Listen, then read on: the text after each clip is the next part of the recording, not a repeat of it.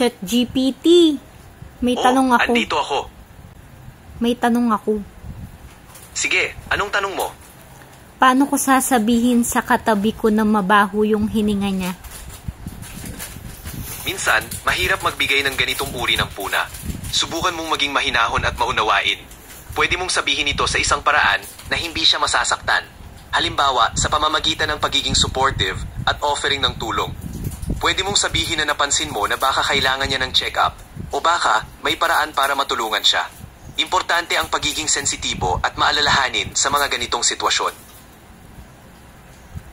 Ganun lang, hindi ko tutukuyin na mabaho yung hininga niya? Tama, importante ang pagiging mahinahon at maunawain. Minsan, simpleng suporta at pag-aalaga ang kailangan. Okay. Ang dami mong alam.